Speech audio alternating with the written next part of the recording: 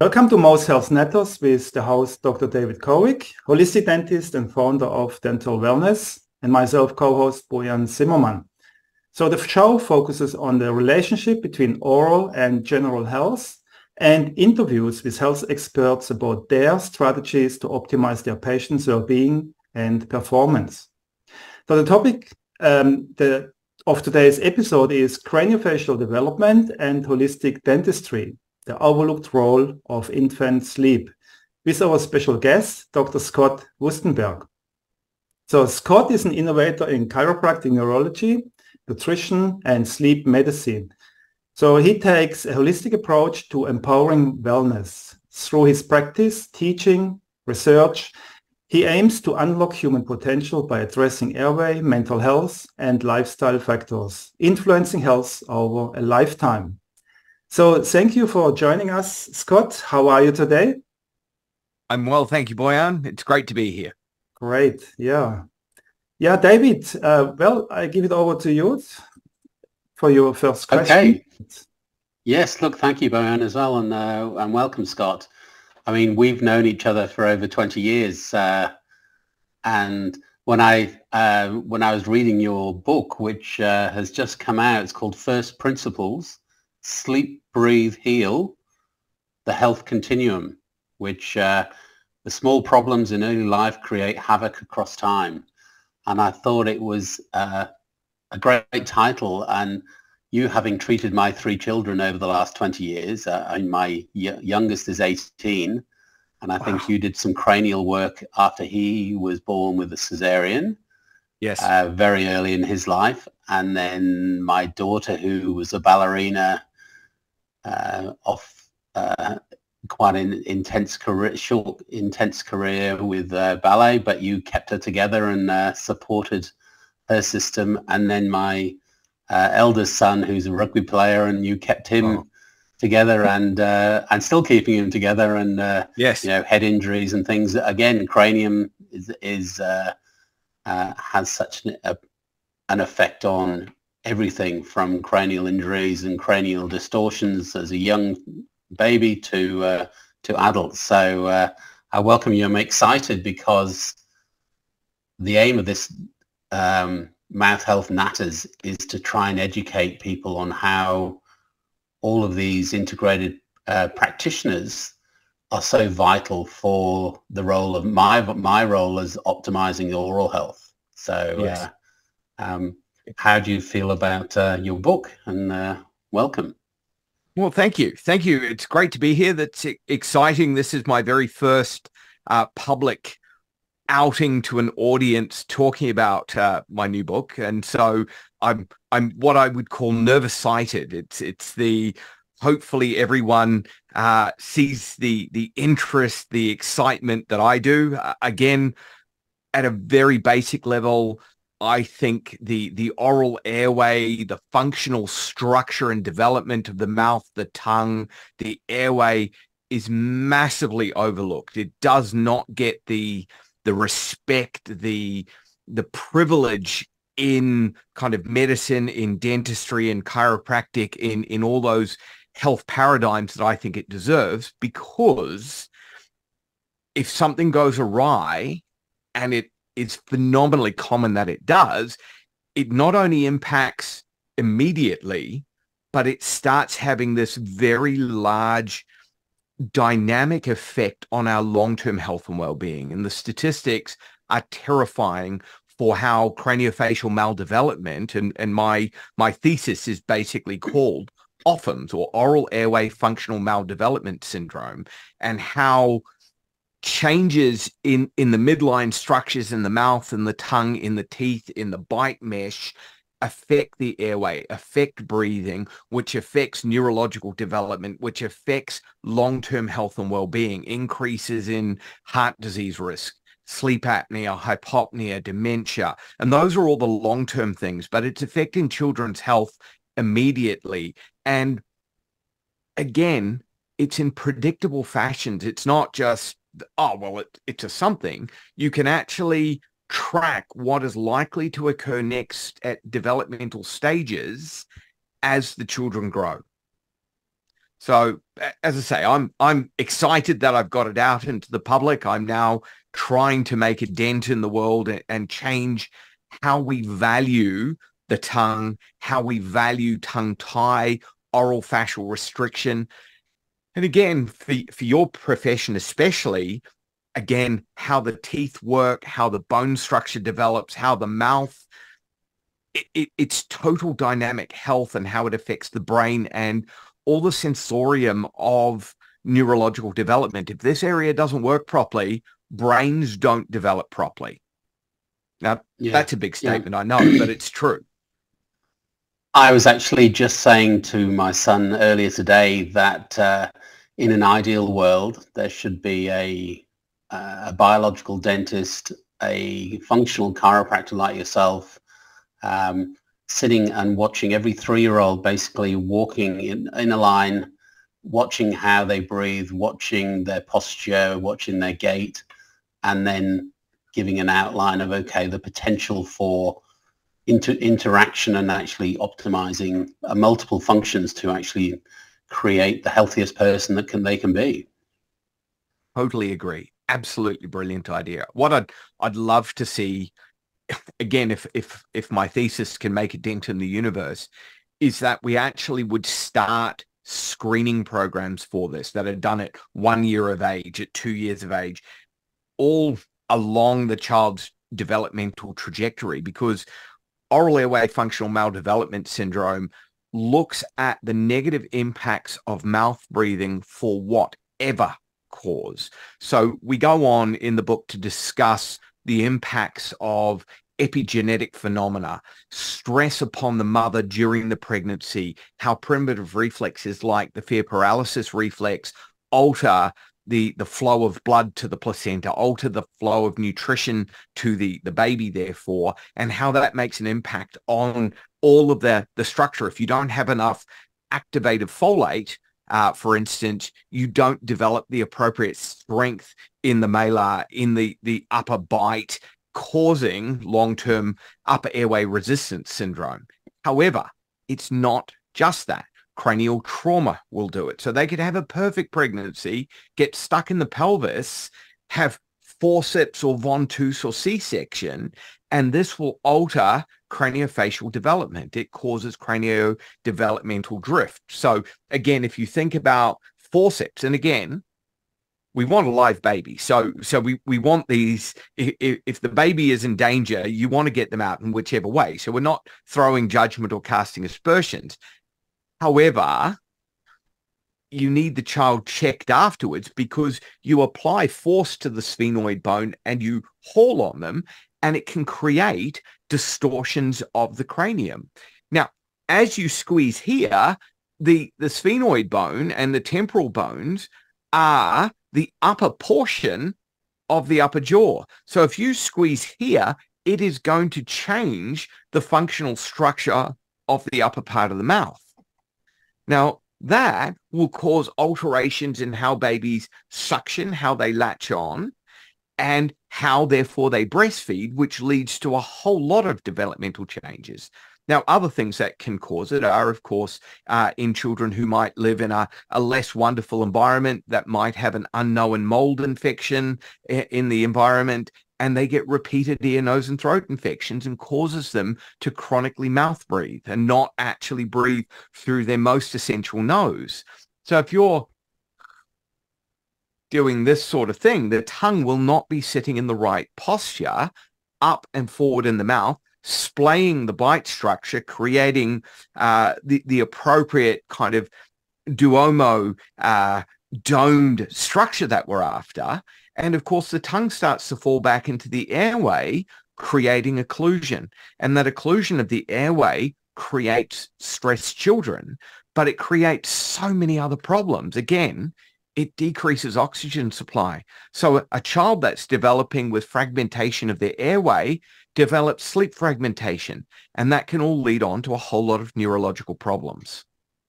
Yeah. So now I'm seeing at the other end, I'm seeing the patients who maybe in their 50s or 60s, and things are collapsing in their mouth, and I'm trying to explain to them that this all comes back to the tongue tie that you have and the fact that you couldn't breathe through your nose properly, so your tongue sat on the bottom and on your bottom teeth and then mouth breathed, then your upper jaw doesn't develop properly, so then your teeth are crowded, then you have teeth taken out at orthodontics, and then your bite gets smaller, and then your lower jaw gets tighter, and then at night you're having airway issues and breathing and neck problems and forward head position, and it's all trying to reverse that with certain, splints and address the inflammation. Often they've got gum disease because of the mouth breathing, or they've cracked their teeth because of the stress mode that they're in. So then they've got an infection, so we've got to deal with that. And then the toxicity again of amalgams in their mouth, which then they're grinding on. And if they're not deeply sleeping, then it's their toxicity reactions or their ability to detox are reduced. And then the breathing through the nose, optimally with the right bite. It all ties in with what you're saying in the book about, I'm at the other end of the spectrum, or sort of maybe 3/4 of the way through the continuum, but exactly. But it just carries on. That's exactly it. What you did is you literally described a lot of me. So born with a tongue tie that was not screened for originally, created a prognathic muzzle, an overbite with buck teeth, so to speak. They pulled 4 teeth out while I was, at primary school. The school dental nurse filled all of my back teeth with amalgam fillings, which is a shameless plug in there. I had an exceptional dentist remove them for me. And I will categorically say, in my opinion, my brain sped up afterwards. I have been much clearer and sharper. And again, from my opinion, everyone should be getting their metal mercury amalgam fillings out. It is so much better for their health, but they should do it with an appropriately trained person who takes the appropriate precautions. It's such an important area. That bruxing and clenching. And again, one of the things that I want to kind of point out that people talk about, as you mentioned, the stress response causing the splitting and the clenching of the teeth and the grinding away of them. Whereas I actually think that the clenching is purposeful. And this is one of the things that I've brought forward that's kind of new, is that the occlusion of the airway with the tongue falling back with the bad posture, the brain actually defends the airway. You can't not defend the airway. So the brain has to release adrenaline and cortisol, which precedes you clenching, because when you clench, you actually pull the tongue up and forward because the anchor point is from the front of the jaw here, and you pull everything using these submandibular muscles out of the airway. But of course, that means that the pivot point is the back molars. So of course, we get this compression, which is what's causing all those wonderful splits and cracks and the points coming off, which, again, I know a fabulous dentist who was constantly having to repair those for me. And I've done a lot better since I've had my tongue tie removed. Yeah. I haven't chopped the piece off yet. Yeah, look, I think clenching, when you think about how these patients are in their high sympathetic tone as well, especially when at night when they can't breathe through the nose and their tongue is in that position, then their body goes into a real high stress mode. Absolutely. But when you look at the children who are sucking their thumb or sucking their fingers, I think it was a long time ago with my daughter that you highlighted the fact that the reason why my daughter was sucking her fingers was because she could breathe better when she was, and it was able to clear and then calm herself because of that vagal tone that was being kicked into action. And it became clear from then on that, these poor kids who are trying to calm down themselves, and they figured out a way of doing it. And then we're telling them not to, but not helping them do anything else. It's that's so true. So one of the things in the research that I did trying to write the book was I came across all of this really interesting research about the retained primitive reflexes. And the very one of the first ones that gets disturbed is the suck, swallow, breathe reflex. And this is occurring in the pregnancy. So the whole thing kicks off at about 5 to 6 weeks with activation or overactivation of the fear paralysis reflex. Now, at the same time, so we've got two concurrent pathways occurring. You've got a physical pathway, which is structural deviation of the midline structures, not enough strength into the sinuses, the bite surface, jaw. But at the same time, you've got a neurological pathway that's developing for the normal neurological development of the full nervous system to grow a child into an adult. So at that point, this is in utero you're talking. This is this in utero so you're talking? Yeah, in the pregnancy. So we're at 5 to 6 weeks and then ongoing. So the first reflex that kicks is the fear paralysis reflex. Now, the point of the fear paralysis reflex is actually to protect the mother historically. So go back 100,000 years ago, we're in a less savory environment. The tiger jumps out of the wood. The mum's pregnant. Now, she has to run away from the tiger or both her and the baby are dead. So the fear paralysis reflex is to actually lower the function and the tone of the baby to divert the blood supply back to the mother so that mother has enough energy, strength, nourishment to be able to get away, right? And that should last maybe 10 or 15 minutes, because if she's not away by then, everything's toast, right? And then the blood supply goes back to the baby. Now, roll forward 100,000 years, and what we have is mothers living in much higher stress environments. Now, this might not be just classic abuse patterns or otherwise. This is radiation, and it's poor sleep, and I've got to go to work, and I've got the mortgage, and I've got, we just live in a higher stress, poorer vagal tone lifestyle, especially in modern cities. Now, what occurs is that is driving this fear paralysis reflex to chronically hyperactivate. So you've got a diminishment of the nourishment and blood supply chronically going to the placenta and thus to the child. Now, we then throw some epigenetics like the retinoic acid binding protein, single nucleotide polymorphism, or the MTHFR one, which most people will have probably heard about. Now, these two genes regulate a large proportion of development of skeletal and cranial structure. Now, if the retinoic acid binding protein maldevelops as a basic word, it doesn't work effectively, we end up with scoliosis and a change in cerebrospinal fluid around the spinal structure around the brain. If the MTHFR isn't working properly and we've got a reduction in the activated folate, we get worsening of all the fascia and an increase in tension. Now, the worst developmental form of this is cleft palate, hair lip. Tongue tie and the craniofacial maldevelopment is a lesser version of this. And it's occurring, by the looks of things, in at least 30% of the Caucasian, especially Celtic populations. So the places that the British Empire went out and settled are the ones showing the most of these sorts of problems, as it turns out, made worse by the fact that our lifestyle, our diet, our nourishment, our stress patterns are all so much worse than they used to be. And so these children have an alteration right at the very beginning of pregnancy, and this alters how all of the midline facial structures develop. And so by about 25 weeks, that child is capable of sucking a thumb. It is swallowing.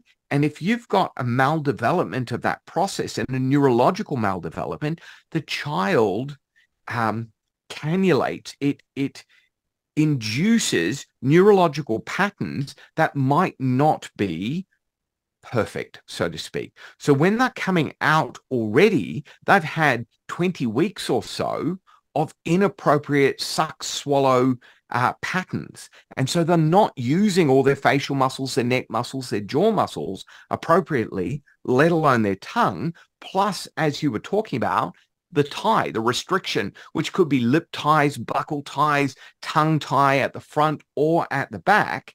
And the least recognized of this is, of course, the posterior ties, which is harder to recognize.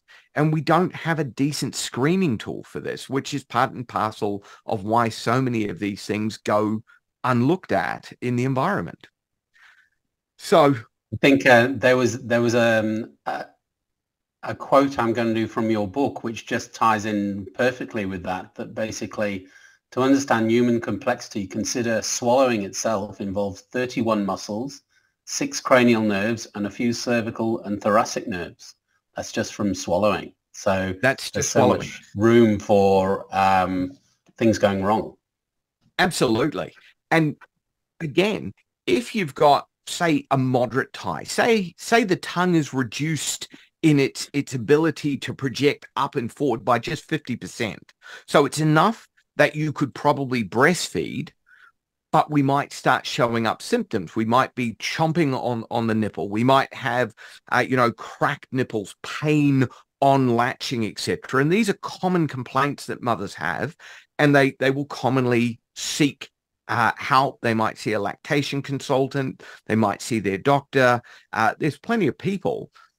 But in my opinion, and again, being a male, what leg do I have to stand on here as I'm going to come out and say this? There is a sensation that, you're not doing the job well, mum. There could be a problem with the breast. You're not, holding it in the right spot. Let's position better. My opinion is, if there's a latching problem, it's invariably going to be something wrong with the bite structure, the mouth structure, fascia, or the neurology, because they've had so long to practice making it not work properly. Now, in fairness to that, especially in a new mum who the baby's new, you're new, you've got no real idea, and we don't train mums anymore. There's not that social gathering connection where young mothers are going to be around a lot of breastfeeding women in the same way. We're career orientated. We're off doing things, so we don't see it in the same way. So I do think there is probably some degree of adaptation and learning that's quite necessary that goes into it, that, the first day is not likely to be instantaneous. But, and hence my statement about what would I know? I've never experienced this in any personal capacity, so please don't stone me. But it's invariably something is not working properly in the neurology, the physical structure, the bite, and we need to assess that first before we start saying that there's a problem with the breast or otherwise. So, and then what treatment? Apart from craniosacral treatment, or what is possible? So there's quite a lot of possibilities. Now, again, I'll come out and say I'm an interventionist in my preference. I believe all tongue ties need some degree of release and reduction. Now, again, there are other people in the literature that say other things. There are people who are saying all you need to do is just stretch it. Fascia doesn't stretch. And again, over 20 years of observing these things, I've never seen a fascial restriction, especially in the mouth, stretch itself to normal. Okay, it just doesn't. There is a huge amount of movement that is essential for the tongue. As you were saying about your daughter, the suckling action is an essential part of the calming mechanism going up to the frontal lobe. So if your tongue doesn't move properly, your brain doesn't learn to self-soothe in the right way. So one of the aspects that is considered with the thumb sucking or finger sucking is that because you can't get the tongue to the right spot because it's restricted and pulled down, we're putting a bigger, thicker object in there that we can reach to push up into the plate of the mouth, the upper arch, and start creating neurological development as you're meant to activate the suck, swallow, breathe reflex and the calming mechanism. And one of the basic ideas I get people to think about is the child gets a fright, starts to cry early on. What does mother do? Mum will pop a boob in the child's mouth and they will feed and suckle and calm down, or they will be given a pacifier. And the word is exactly telling the story. The suckling action is part of the soothing and pacification mechanism. If you can't suckle properly because the tongue can't move, or you've developed inappropriate habits, the neurology coming to the frontal lobes does not develop in the right way. And this causes compensations in the brain. And according to my reading of the literature, increases the chances of things like ADHD behavior, anxiety, OCD as we get older. Yeah. So and then that huge stuff. Yeah, and then that develops from that a malocclusion, which then creates the neck problems, the breathing problems, Correct. The sleep apnea, the snoring. It all Absolutely. comes back in the later stages. And that's a really good point about the snoring, especially in children. Unless the child has a rip-roaring sinus infection, flu sort of thing, no children should be breathing through their mouth. No children should be snoring, making popping noises or otherwise. Lips should be closed. We need to be focusing on developing these really nice, strong orbicularis oris muscles. The muscles around the lips here, they're meant to be firmly closed, not squeezing cat bum puckered style, but just nice and sealed so that no air wants to go in and out that way. The statement is basically, if your lips come apart, you will start to breathe through your mouth. So we want to be encouraging that not to occur. So again, from a treatment perspective, we would look at suggesting that they see craniosacral therapist, cranial chiropractor, a myotherapist or myologist, someone who's assessing the muscles of the face, head, neck, tongue, mouth, an appropriately trained dentist or ear, nose, throat specialist who is capable of precisely removing the extra fascia. They need to be doing, depending on age of the child, prehab exercises and then rehab exercises. And this is one of the things that I've found. It's called a myonozzle.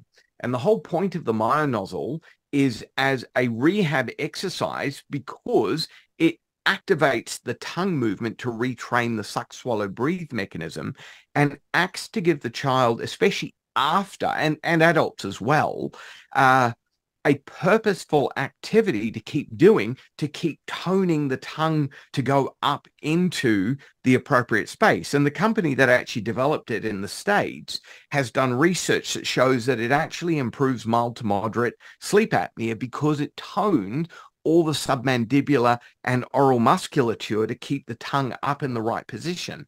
And they're absolutely fantastic from that particular point of view. And that's just something that sticks onto a straw, is it? Or does it come onto the straw? Well, so the myonozzle itself, or the myo straw, is designed, so you actually can buy the whole thing as a kit. It's designed with a rubber bottom so that it won't break a glass at all. The nozzle itself, as you can see, is a specific shape where the lips seal up against here, and the tongue itself pushes on this area up into the anterior spot just behind the front teeth, the point where your tongue would sit to make the sort of sound.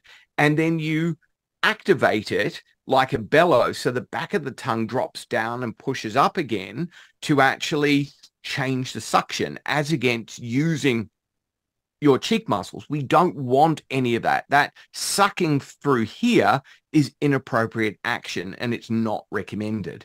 And this is, again, going back to what can cause some of these myological issues, the malocclusions, the crossbites, etc. We feed kids rubbish. They're all on sippy cups and they've all got juice and they've got moolied, like completely liquefied vegetables at 2 years of age instead of chewing and grinding. We need to get these jaw muscles moving. We need to get the chewing and the meshing to develop the facial structure. And what's interesting is you look at the Dr. Kellogg, who made the original Kellogg's food. And his statement back about 100 years ago was that we have pappy foods and very soft, and the kids aren't chewing things properly. And lo and behold, the horror of that, I'm sure he'd be rolling in his grave, is that his company is now selling exactly that sort of soft junk, regardless of the nutrition in it. We need to be grinding and chewing and working hard to develop. And the anthropological researchers are showing that our faces are maldeveloping. We're becoming smaller and smaller through the jaw and losing tooth base because we're not chewing enough to make the growth centers come down and forward. And it makes what I call the anime babe face. You've looked at manga and anime cartoons. And so you've got these heads that are big head, big eyes, and really small triangular chins. And they say supposedly this is because the cat, which is what it's based on, is really cute and it's got a little upturned nose.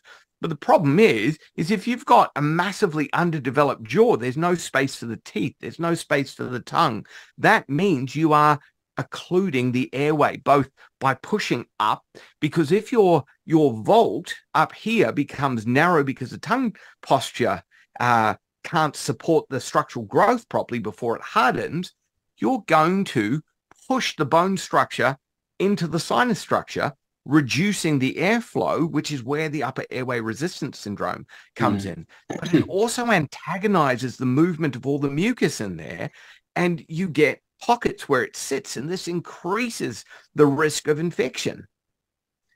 And that ties in with the work of Weston Price. Absolutely. The nutritional aspects that are required for optimal jaw growth, optimal facial development as well, which in your book you mentioned the A and D and K2, and it was activation X he was talking about. Absolutely. He was a genius, way ahead of his time. Unfortunately, he still appears to be ahead of his time in a lot of ways. There's more people talking about it, but we still haven't made that dent, that impact to get the wider population to be looking at these things. And again, he was saying that those populations were eating real food. They were chewing it. They were eating things from their environment. It wasn't all processed. And so as a great kind of rule of thumb for the audience, if it comes in a packet and it's sealable and plastic, it's probably not the right thing to be eating at this moment in time. If you can kind of mix a floury sort of thing with water and stick paper against the wall, again, probably not the right thing to be eating. It doesn't matter if it's yummy or it's highly nutritiously fortified. Unless you're an astronaut, probably don't eat it. Yeah. There's a blunt statement, I know, but it's so important. Yeah. Back to life. Yes, that's for sure. The information is really almost overwhelming. It's amazing. You could probably talk for hours. I would like to hear from you both, actually, some practical advice for parents with young children. If you, from your both point of views, something that you think every parent should do. And also, if I would be a parent, I don't have children, I would like to know when to see one of you, a dentist like David or you, Scott. I think that's a difficult decision. Yes. How to recognize where's the point to see a specialist? Yeah, look, I mean, as far as me as a dentist, I don't see many children. I see more of the adults and the parents who we talk about the issues that their children have had. And there are myofunctional dentists. There are not many of them, and they're getting fewer, unfortunately, where they do that full assessment of the tongue swallow and the jaw development and training in how to encourage the teeth to come in the right position and the palate to develop properly through exercises, through swallowing pattern practices, through lip seal, and And then there's Buteyko breathing, which is a Russian breathing technique for asthmatics that teaches the children to not overbreathe by basically not mouth breathing. So they nasally breathe and regulate the carbon dioxide in their system, which I know you talk about a lot in your book as well, Scott. So it would be the myofunctional, if you go to an orthodontist, hopefully they have some sort of myologist or myofunctional person associated with them so that they can work together to optimize a lot of, I have an oral health therapist who assesses those things, but we do tend to direct people to the myofunctional practice and people like Scott or osteopaths to check out the cranial issues and any torsions or anything that may be occurring. Absolutely. Over to you, Scott. So I'm going to say something slightly controversial here at this moment in time, which is I'm hoping that we can solve some of these things before they need to get to the orthodontist. And again, in the book, we talk about the fact that it's a continuum. And part of the issue is I've got literature. There's a paper I quote that's from 1922. And the orthodontic doctor states that the appropriate age to be looking at the bite and intervening to correct it is 4 to 7 years of age. Because by 12 years of age, when it's quite standard for orthodontic dentistry to be applied, you've already lost 90% of your cranial development. You're already 90% solid and adult at that moment.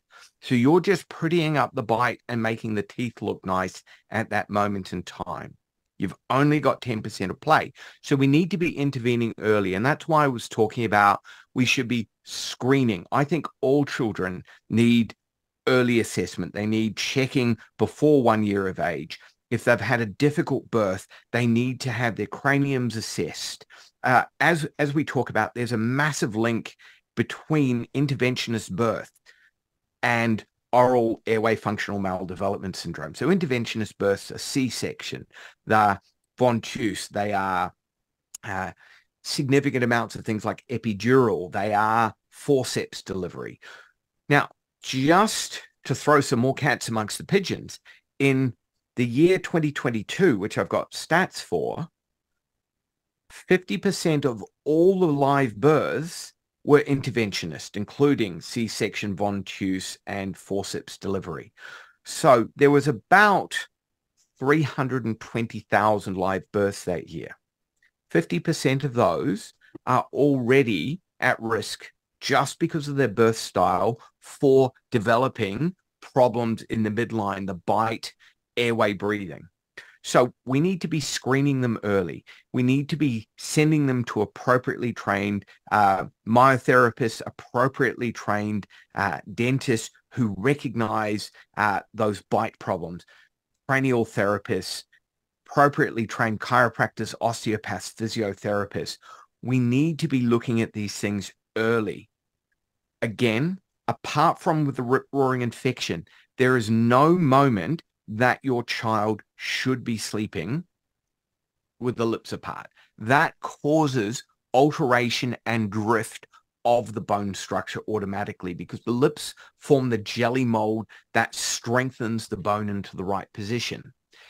If your child has an inordinate amount of drooling, if you see them having difficulty swallowing, they choke regularly. These are all hallmark signs that there is a myofunctional problem. If they're not regularly nose breathing, if they're getting repeated ear, nose, throat infections, all of these things need to be investigated and double checked by appropriately trained people. See your GP. Get them to get, without it being a shameless plug, I want this in front of pediatricians, in front of GPs, in front of those people that are seeing the pediatric population so that they start recognizing that a lot of the things that we've considered normal for a long period of time are not normal, and they start these children on a path to a lot of ill health, and it increases vascular dementia risk, obesity risk, diabetes risk, anxiety, and a whole lot of other problems. And these things, we can intervene, but early. the sooner you start looking at it, it's okay to actually say, is this normal? And actually go ask someone. You know, as I said, lactation consultants are really good at looking at the mouth and bite structures. If you're seeing your 3-year-old with the 2 front teeth slightly further forward, or any of the top teeth starting to come out on an angle, this is a categoric hallmark sign that they don't generally magically develop out of. It leads on to crowding. And crowding is always a sign that the oral airway muscles are not working properly to keep the bite structure, the jaw structure to occur and erupt the teeth in the right positions, causing malocclusions, causing overbites and underbites, for want of an inappropriate term, cross bites of all the different settings. These things will affect the sinuses. They will affect how the eyes work. That we go through the neurology of how the tongue affects the vestibular system, affects your balance, affects how we learn. So it's a huge, huge important thing that is not getting the respect that it really, really deserves. And we need to be looking at this much sooner. And as I said, we need to get a screening program so that these kids get picked up, checked. You know, someone turns up to kindy and has a look at them and says, actually, Mum, we've got these signs. You should probably go and see your local dentist, see the pediatric dentist, and actually double check. By 4, these kids who have oral airway functional maldevelopment generally end up at the pediatric dentist having stainless steel crowns put back on their back teeth because they've been grinding the bite surface. Now, in open honesty, as David can attest to, these are the things that I didn't know about with my eldest daughter. And again, I missed her tongue tie. We had her grinding and clenching and bruxing, which is to keep the airway open. We had the anterior bite and holes in the teeth because of all the mouth breathing she was doing. It's, you know, you look back and there's a huge amount of guilt, but my kids have spurred me on to actually make these learnings and try and help other people so that it doesn't have to occur. Well, that's right. And that's, I think, when I used to look at the mouth and do an oral examination, you almost stopped at the tongue. You didn't really look at the tongue and the activity of it. And you certainly didn't look beyond the tongue and looked at the airway and looked at the tonsils and asked about sleep and breathing. And now it's an integral, it's almost the first thing we ask. How well are you sleeping? Can you breathe through your nose? Are you anxious? Yes. And, you know, then it comes to, this is one of the reasons why you've got this gum disease that nobody's really been able to get on top of, or that teeth have cracked and you've had a root canal, and then you've got a potential infection, which then your whole system is just fighting. So you're in this fight or flight stress mode all the time, which, absolutely. And then the vagus nerve, again, coming back to the vagus nerve, just gets downtrodden almost by the stress. So absolutely, if it does. Just going back to what Bojan was asking, like if there was somebody who was pregnant and they wanted to optimize after learning this, what would be 2 or 3 things, simple things that they would focus on so that they can try and minimize that? Well, if they had amalgam teeth in them, like fillings, leave them alone. Do not touch them till well after breastfeeding has ceased. Do not. Even though I said before that we want to get rid of them. No, I totally agree with that. Yeah. I mean, a simple mouth guard to stop them grinding on it as well would be a good idea. Such a good idea. Yeah. I would definitely like them to be taking a supplement with folate in it as against folic acid, or potentially activated versions like folinic acid would be really nice. In a perfect world, they would be able to have a epigenetic test to look at whether they have single nucleotide polymorphisms, meaning that they don't process natural folate from food into the active version as effectively. I would like pregnant women to be screened for vitamin A levels. We're not doing it. There is no data in the Australian Statistical Bureau on what women's levels of vitamin A. Without knowing that vitamin A level, you can't harden bones properly. Now, everyone talks about calcium and vitamin D, etc. Retinoic acid is essential for making your bone structure in utero. Without enough of it, without that retinoic acid binding protein working properly, you are much more likely to develop a scoliosis and maladaptation of these structures. So those are two very simple things to be looking at. You should be getting enough meat. And I know that's controversial these days, as everyone's saying that vegan's the way to go. And we've got people talking about, save the planet. But you need iron, and you get much better absorption from heme sources and from anywhere else at this moment. And you need to be chewing. So you want preferably steak as against kind of ground mince at that moment in time. However, in fairness, during pregnancies, as the baby push up in the stomach, women can get poorer digestion and reflux. So at that moment, stews, casseroles, mince meals can become really helpful. But we need them chewing. We need fibrous vegetables, things that make the whole system resonate at that moment, because there's a big link between chewing food, eating it, not just drinking your nourishment, which is quite popular these days with everyone doing juicing and smoothies and magical kind of drinks. Chewing activates the vagus nerve that calms the entire way down. It interacts with the immune system. It calms all the inflammation down. And inflammation in any of its sources needs to be dealt with, because if the mum system is overinflamed, hyperactive, autoimmunity, we're going to get risks of malnourishment to the baby at a much higher level, leading to these epigenetic changes and stress responses that leads on to oral airway functional maldevelopment syndrome. So, classic food, again, as Weston Price was talking about, good quality organic cheese that's made with real milk, preferably unpasteurized, French cheese.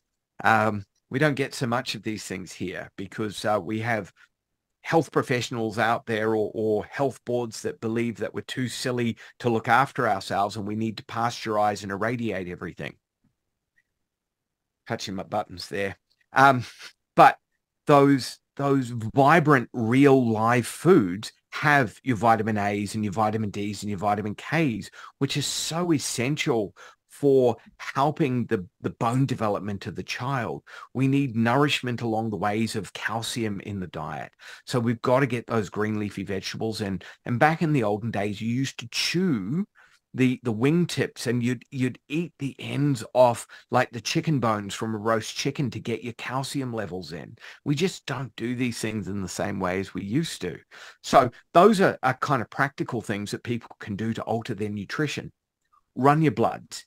Get them checked by a naturopath or a nutritionist or an integrative doctor, someone who's got a greater understanding of what that biochemistry means, rather than, oh, well, you're in the range, it doesn't matter. Because, again, as a classic example, I have people who have fatigue and chronic health signs, and they've got a ferritin level of 11, right?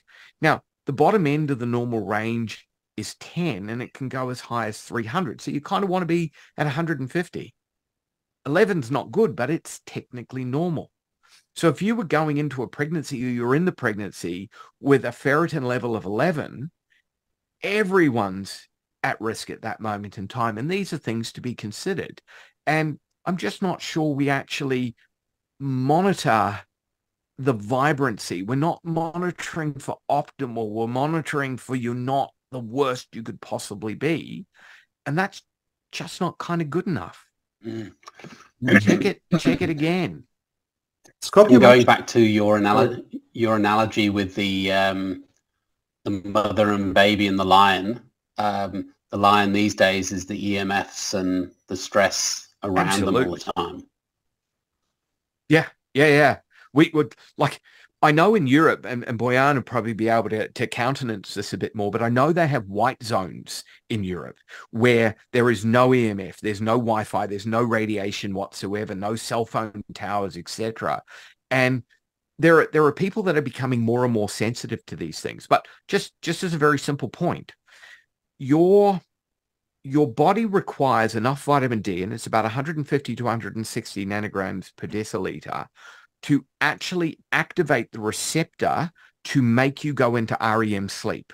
So you don't have enough vitamin D on board, which is also essential for your immune system, decreasing inflammation and hardening and making bones. You can't sleep effectively.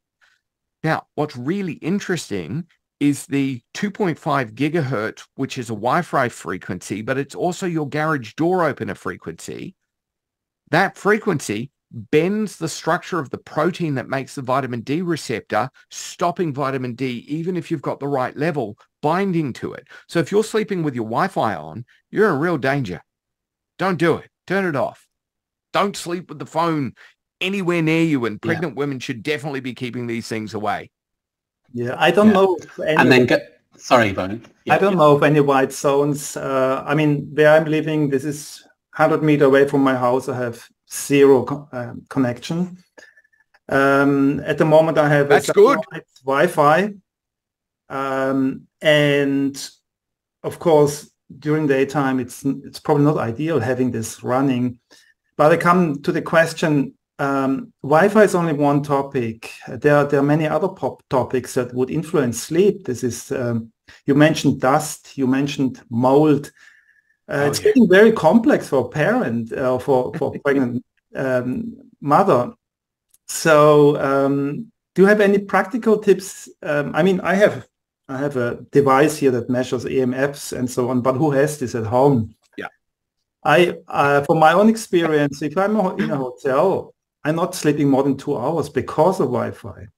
My whole roof is insulated with aluminium, for example. I don't get any radiation, G5 radiation, for example, and that makes a huge difference. Yes. If somebody doesn't know that, may come to wrong conclusions. Not even talking about mattress, not talking about, there's so many factors, chemicals, in-house chemicals, so on.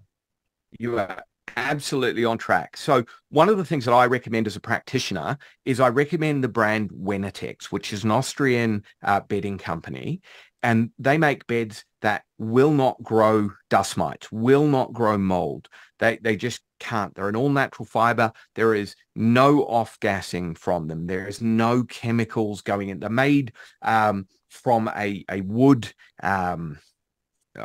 fiber, basically, that's turned into the mattress.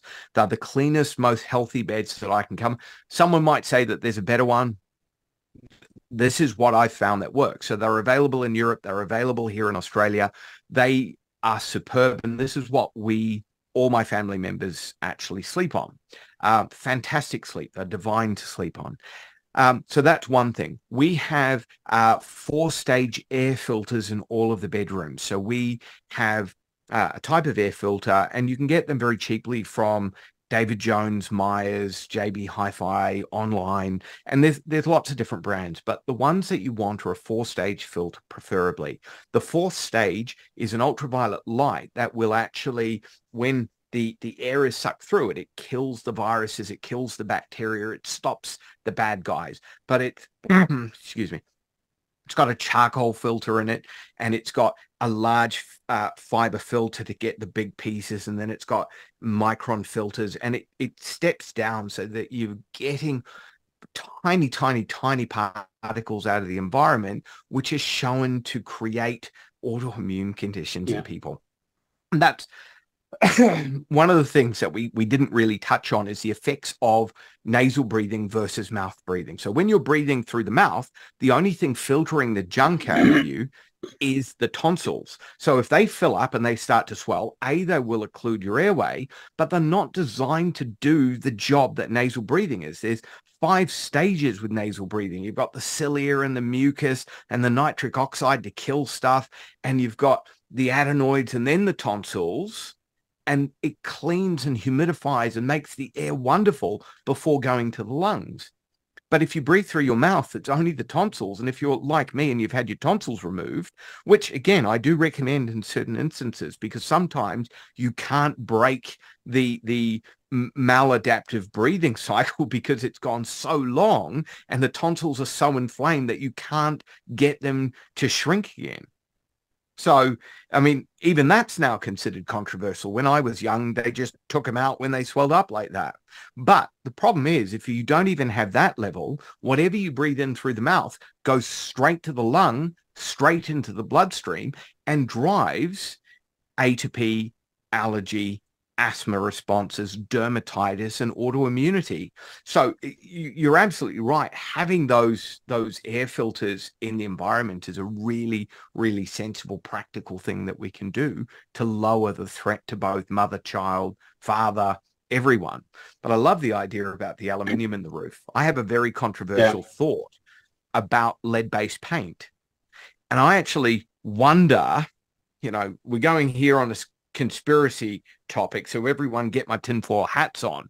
But, you know, we removed lead-based paint at the same time as we increase the amount of EMFs into the environment.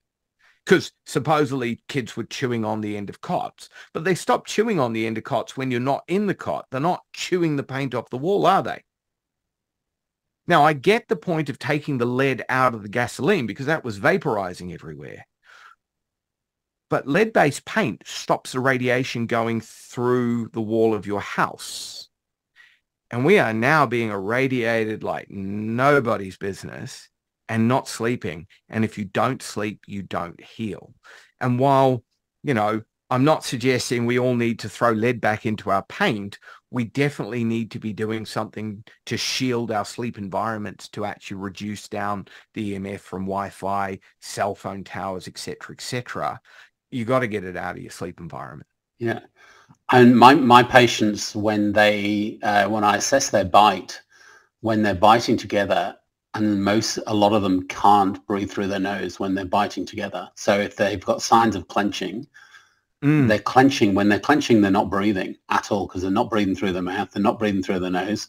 But if you open their bite, sometimes the resistance, their upper airway resistance, the breathing up in your nose and down into your lungs, the resistance reduces so they can breathe. And then if you bring the jaw forward, it will sometimes make things even better again because that pulls the tongue away from the airway.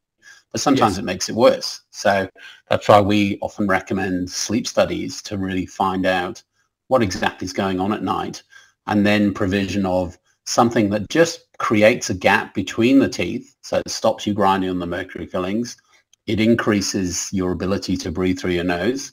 And then you could then start looking at the option where sometimes vertical taping, which then just focuses, it doesn't stop you from mouth breathing, but it just focuses you on breathing more through your nose, which again, gets that orbicularis working, which is what... absolutely brilliant idea.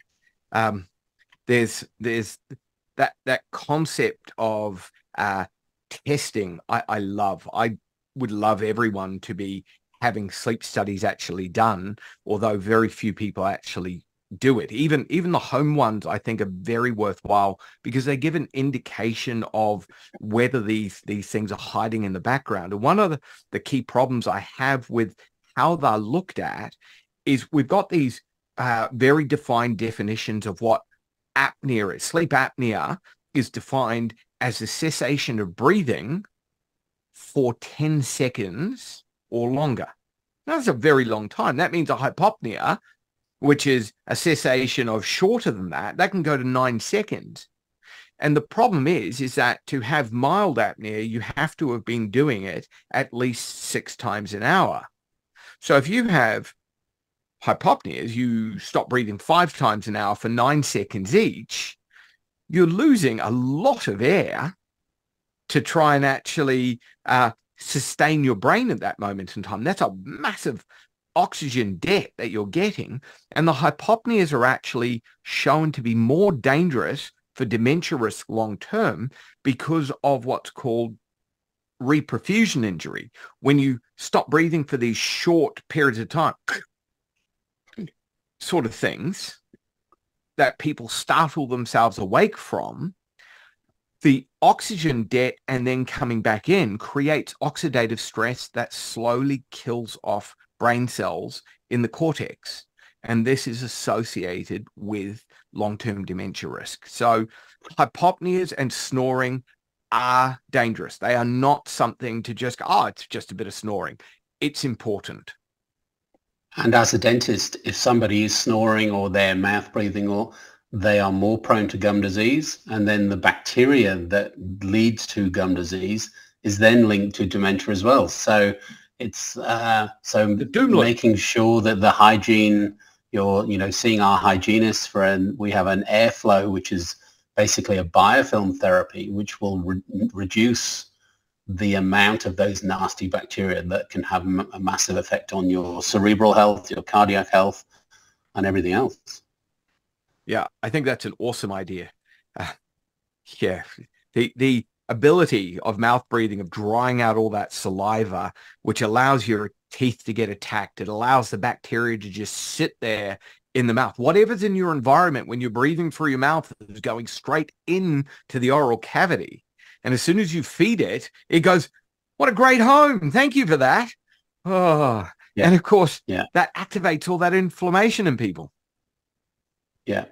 So look, when I first thought of this this natter that we're having, I knew that there'd be more than one session. I knew that we'd be able to talk for hours and hours, and maybe it'd be great to have you on again to talk about another subject, or headaches. I mean, headaches and neck pain. Things that really chronically stress people, and they put up with them all the time.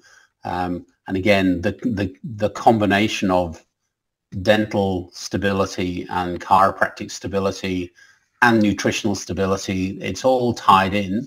It's all the same story. And that's I suppose that's the message I'm trying to get across, that all of these, whether it be homeopathy, acupuncture, chiropractic, osteopath, it's all, the oral health is linked. And to optimize your oral health, we have to be working as a team. Absolutely. I'd love to. This has been loads of fun. I've enjoyed chatting.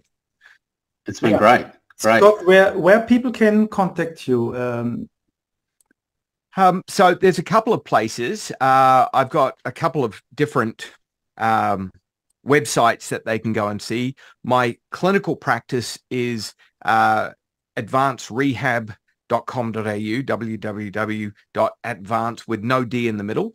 And also my other site is optimalsleepairwayhealth.com, which I found entertaining. Its shortening is OSA, which is the play upon obstructive sleep apnea, hypopnea. So I'm trying to make it kind of memorable and give people what we want. We want them sleeping optimally. We want their airway working properly, and they should never be mouth breathing except when they're running away from the tiger.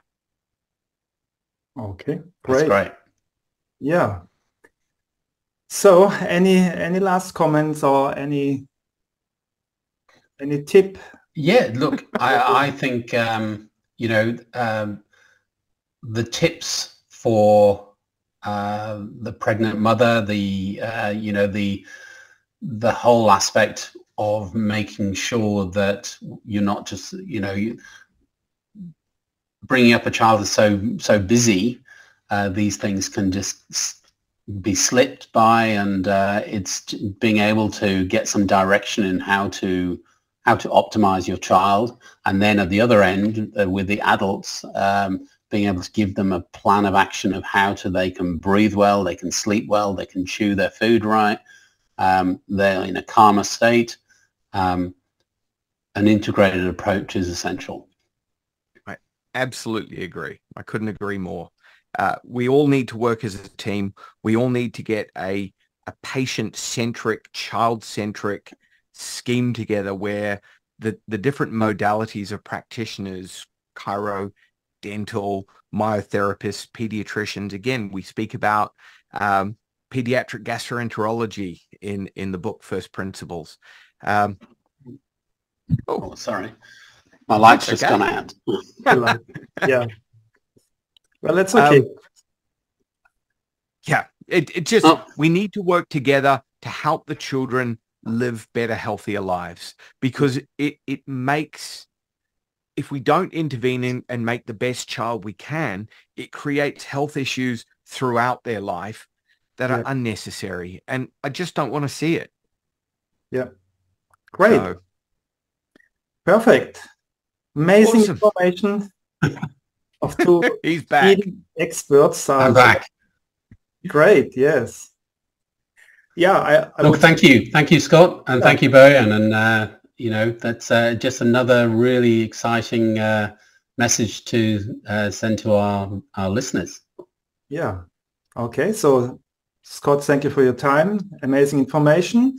And for all the viewers and listeners, thank you for joining us. And please also subscribe our email list so you can attend our future interviews. And we look forward to seeing you in the next Mouth Health Netters episode. Thank you. Thank you for watching. To learn more from Dr. Scott, visit our site at optihuman.com.au.